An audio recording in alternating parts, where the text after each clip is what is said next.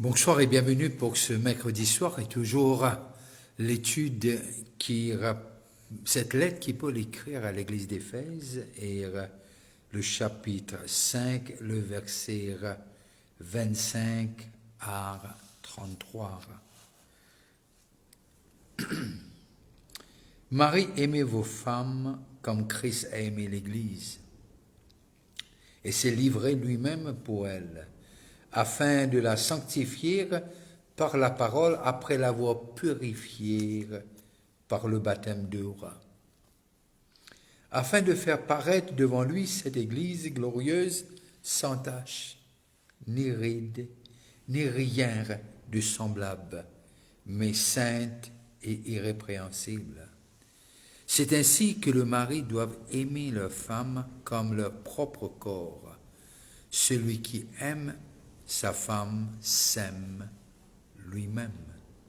Car jamais personne n'a haï son propre chair, mais il la nourrit et en prend soin, comme Christ le fait pour l'Église.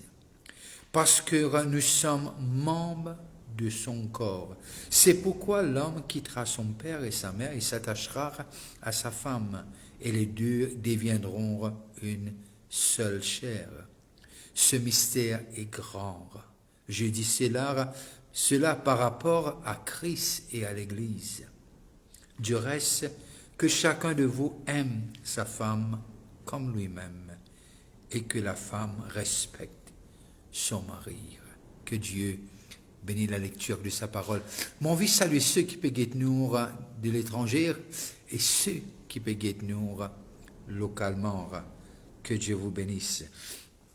Et cette partie nous peut lire de ce que l'amour véritable, ou bien le vrai amour, ou bien nous choisir un qui est capable vraiment d'écrire ce que Paul peut dire à l'église d'Éphèse. Très souvent de fois, nous finissons prendre le verset 22 et dans beaucoup de mariages, nous donnons ça. Dans beaucoup de parfois l'anniversaire de mariage nous donne ça.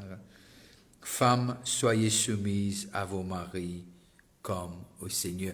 Comme si ce qui est dit par Paul pour les chrétiens remplis de l'esprit à Éphèse, et très souvent de fois, il y a un joke qui tourne autour de ce verset-là, et comme si c'était une punition. C'était une punition pour les femmes d'être soumises. Un peu comme si l'esclave et le patron. Une tyrannie de faire, une façon de faire. Mais là, nous arrivons à comprendre, c'est pas ça qui Paul piamène nous. C'est là qui Paul envie dire nous. Loin de là, loin de là.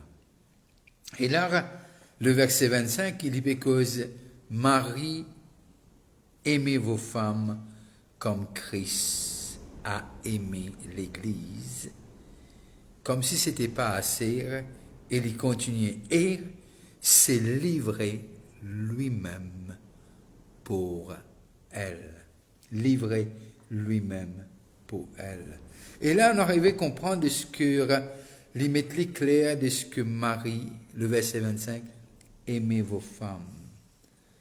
Et nous arrivons à comprendre aussi, il peut montrer nous comment Paul, lorsqu'il écrit à Éphésiens, se remplit de l'esprit, né de nouveau, et il peut dire, c'est comme ça, aimez vos femmes comme Christ a aimé l'Église, comme Christ a aimé l'Église. Alors, il peut dire à Éphésiens, il peut dire à nous, content, Marie, content de femme, et agir ainsi. Marie, content de femme, et agir ainsi. Et c'est ça l'idée derrière cette lettre.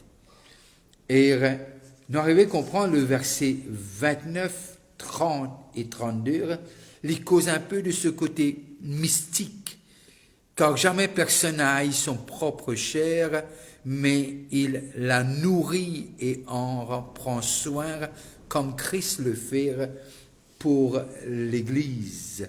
Le verset 30, parce que nous sommes membres de son corps. Verset 32, ce mystère est grand, je dis cela par rapport à Christ et à l'Église. Et le verset 29, et nous arrivons à trouver aussi le verset 31 et 33, les causes de la finalité, comment ça doit être. Le verset 31, c'est pourquoi l'homme quittera son père et sa mère, il s'attachera à sa femme, et les deux deviendront une seule chair. Verset 33, du reste, que chacun de vous aime sa femme comme lui-même, et que la femme respecte son mari. Soumission, les peines soumission, s'il peut être fait dans l'amour. Le respect, les peines respect, s'il peut être fait dans l'amour. Mais pour être honnête, est-ce qu'il est capable de soumettre sans l'amour? C'est presque impossible. C'est presque impossible de soumettre sans l'amour. Et premièrement, on arrive à comprendre lorsque Paul prend cette portion, verset 25 à 33, il dit Marie. Et nous ne guettons ça pendant longtemps que femme soit soumise, mais maintenant il dit Marie, aimez vos femmes, qui veut dire Marie, content, vous êtes femme.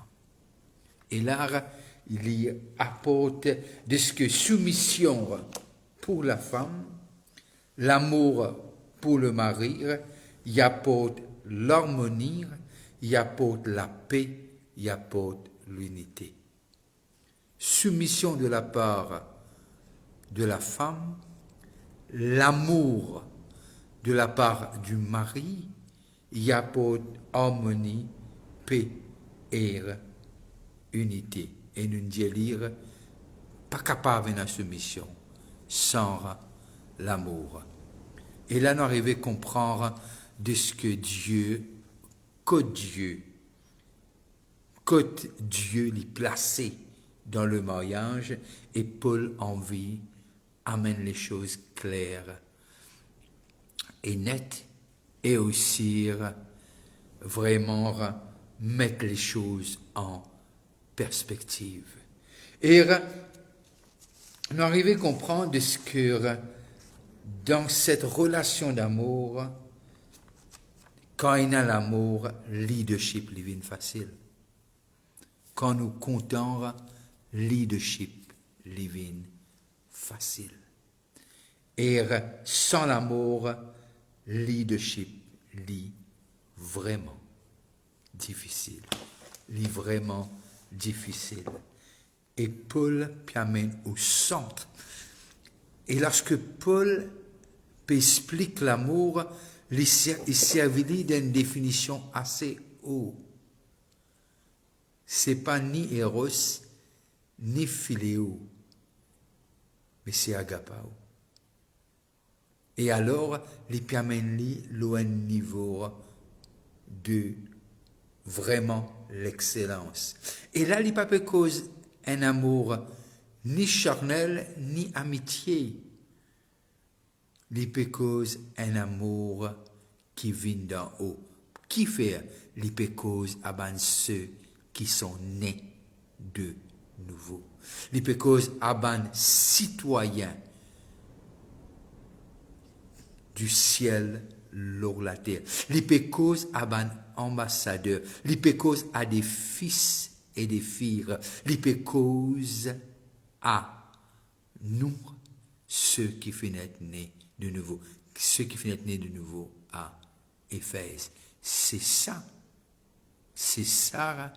que Paul peut écrire à Éphésiens. Mais pour nous capables de comprendre aussi les écrits de Paul, nous avons besoin d'aller un petit coup dans 2 Timothée, le chapitre 1er. Et le verset 7, nous connaissons beaucoup d'entre nous, car ce n'est pas un esprit de timidité que Dieu nous a donné, mais un esprit de force, d'amour et de sagesse. puissance et amour et sagesse, qui veut dire nous arriver à comprendre discipline. Paul peut causer une discipline à ce garçon, Timothée. Et nous arriver à comprendre que puissance, s'il peut être contrôlé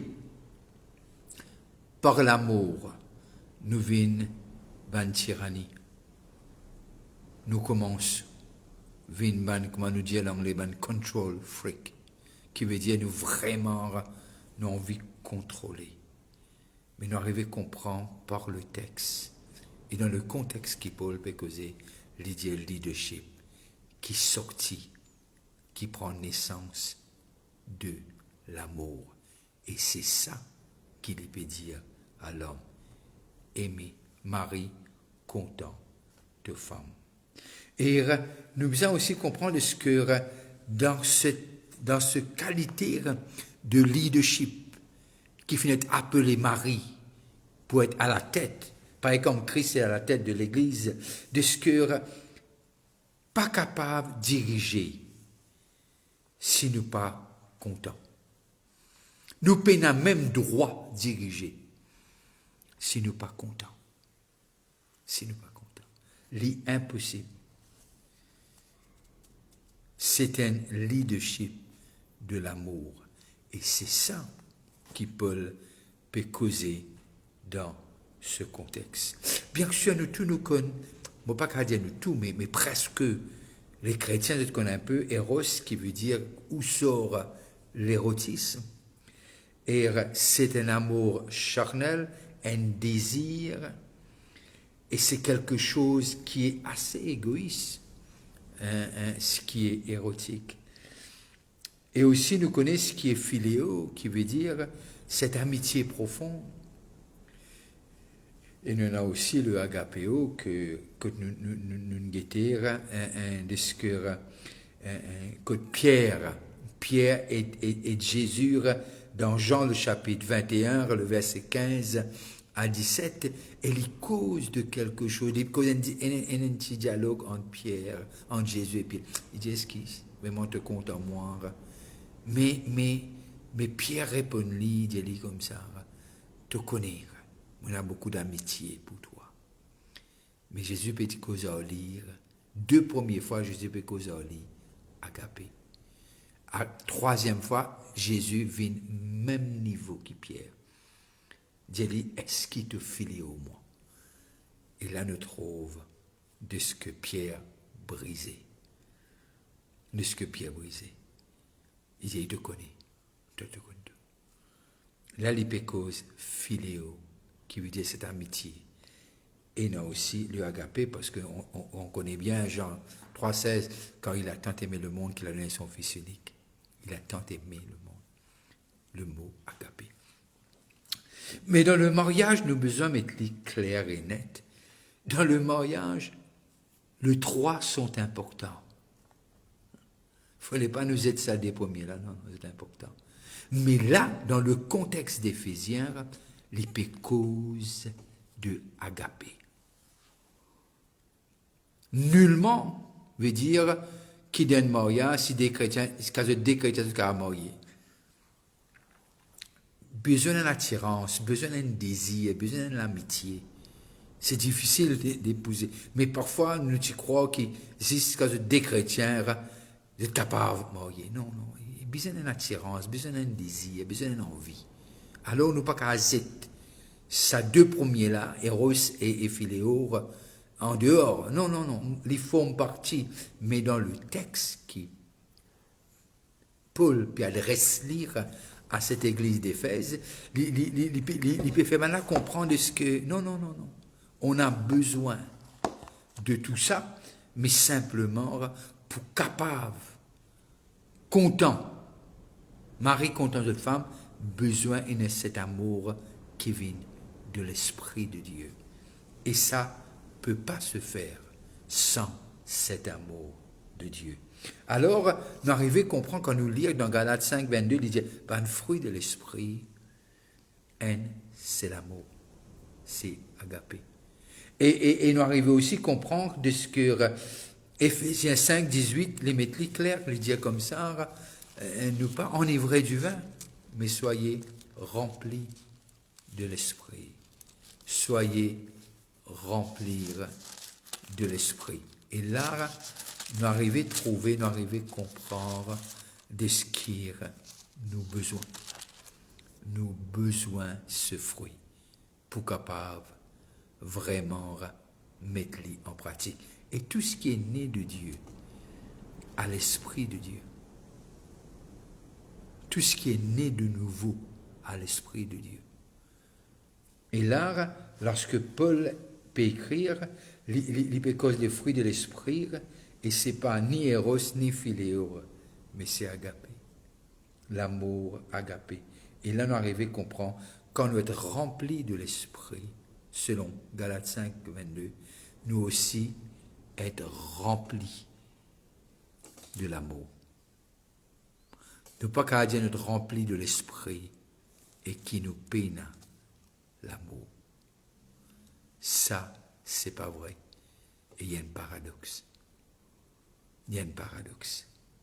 Et nous devons comprendre aussi que seulement les chrétiens, à qui Paul peut adresser, seulement les chrétiens ont l'agapé en eux, parce qu'ils sont l'esprit de Christ chrétien en eux.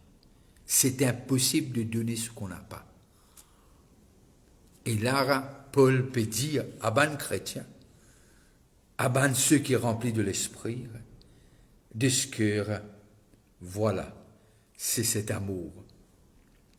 Et c'est ça par qui nous besoin, content nous sommes.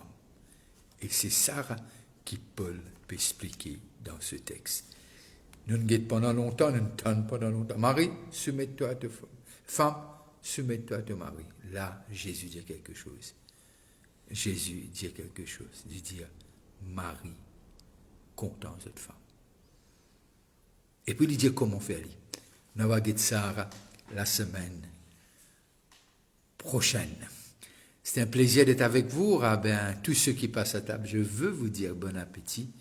Et merci encore pour tout le soutien durant cette période de la conférence. Et nous voilà encore 2 semaines après. Et Dieu nous a fait grâce et merci encore pour votre soutien et vos prières. N'arrêtez pas de prier pour Maurice. Que Dieu nous visite. Si vous avez un moment, gardez-moi dans vos prières. Dieu vous bénisse et passez une très bonne fin de soirée. Bye bye. On se voit soit jeudi demain soir à 7h, soit on se voit dimanche matin à 10h. Si vous passez par là à Phoenix, on est au DNG Auditorium. Si vous passez par là et pour la première fois ou quoi, faites-moi un signe. Je serai heureux de vous rencontrer personnellement. Bye bye, on se voit vite.